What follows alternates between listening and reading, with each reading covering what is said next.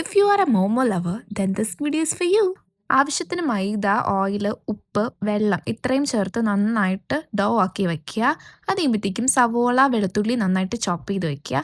ഇനി ഗ്രൈൻഡ് ചെയ്തെടുത്ത ചിക്കനിലേക്ക് ചോപ്പ് ചെയ്ത് വെച്ചിരിക്കുന്ന സവോള, വെളുത്തുള്ളി, പിന്നെ ഇഞ്ചിയും കൂടെ ഉണ്ട്. അത് ഇത്രയും, പിന്നെ ഉപ്പ്, സോയാ സോസ്, പെപ്പർ പൗഡർ ഇത്രയും ചേർത്ത് നന്നായിട്ടത് മിക്സ് ചെയ്തെടുക്കുക. ഇതാണ് നമ്മുടെ ഡോയുടെ അകത്ത് വയ്ക്കുന്ന ആ ഒരു ഫില്ലിങ്.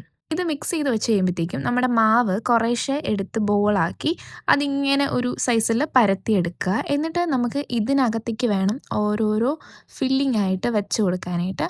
ഏത് ഷേപ്പിൽ വേണമെങ്കിലും നമുക്ക് എടുക്കാം. ഞാൻ ദേ ഇപ്പം ഫസ്റ്റ് ഇങ്ങനെ ഒരു ഷേപ്പിലാണ് ചെയ്യുന്നത്. എന്നിട്ട് നമ്മുടെ ഫോർക്ക് യൂസ് ചെയ്തിട്ട് അതിൻ്റെ ആ സൈഡൊന്ന് ലോക്ക് ചെയ്ത് കൊടുത്താൽ മാത്രം മതി. ഇങ്ങനെയും ചെയ്യാം. പിന്നെ നമുക്ക് കിഴി പോലെ ചെയ്തെടുക്കാം. അത് നമ്മുടെ ഇഷ്ടത്തിനനുസരിച്ച് ചെയ്താൽ മതി. ലോക്ക് ചെയ്യണം എന്ന് മാത്രമേ ഉള്ളൂ. സാധനം പുറത്ത് വരാതിരിക്കാനാണ്. അപ്പോൾ നമുക്ക് വേറൊരെണ്ണം ഞാനിപ്പം കിഴി പോലെ ഉണ്ടാക്കിയെടുക്കുന്നുണ്ടേ.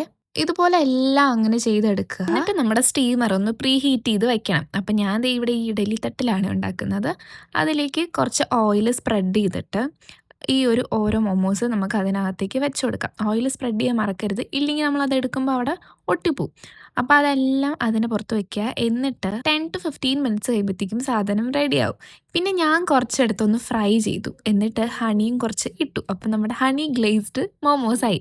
അങ്ങനെ കഴിക്കാനും അടിപൊളി ടേസ്റ്റാണ്. സ്റ്റീം ചെയ്ത് കഴിക്കാനും. പിന്നെ അതിൻ്റെ ചട്നിയും നമുക്ക് തന്നെ ഉണ്ടാക്കാവുന്നതേ ഉള്ളേ. അപ്പോൾ ഈ വീഡിയോ ഇഷ്ടപ്പെടുകയാണെങ്കിൽ ചാനലൊന്ന് സബ്സ്ക്രൈബ് ചെയ്യാനും വീഡിയോ ലൈക്ക് ചെയ്യാനും ഒന്നും ആരും മറക്കരുത്. പുതിയൊരു വീഡിയോ ആയിട്ട് കാണുന്നവരേക്കും ടാറ്റാ.